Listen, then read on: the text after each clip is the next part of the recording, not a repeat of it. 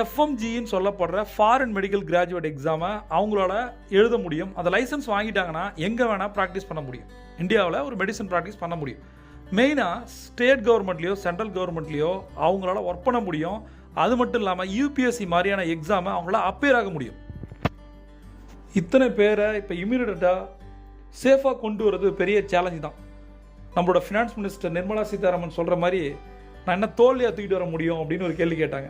இன்னும் ஒரு கேள்வி கூட கவர்மெண்ட்லேருந்து இருக்குது. என்ன தெரியுமா? எதற்காக சின்ன நாடுகளில் போய் படிக்கணும்? நம்மள்ட்டே நிறைய ஆப்ஷன் இருக்குது. பணம் அதிகமாக இருக்கிறதால தான் மிடில் கிளாஸ் மக்கள் அவங்களோட கனவுகளை நிறைவேற்றுவதற்காக அப்ராடில் போய் படிக்கிறாங்க. இந்த மாதிரி சேலஞ்சஸ் வரும்னு யாரும் எதிர்பார்க்கல. இந்த மாதிரி கிரைசிஸ் வரும், இந்த மாதிரி வார் வரும்னு யாரும் எதிர்பார்க்கல. பட் வாழ்க்கை என்பது இந்த மாதிரி சேலஞ்சஸை கடந்து போகுது. கொஞ்சம் பேர் மீட்கப்பட்டிருக்காங்க. அந்த மீட்பு பணிகள் தொடர்ந்து நடைபெற்று கொண்டே இருக்குது. இன்னும் இருக்கிற மீதி பேரும் சேஃபாக வந்துடுவாங்க. நம்ம ப்ரே பண்ணுவோம். சிவாண்டாம்.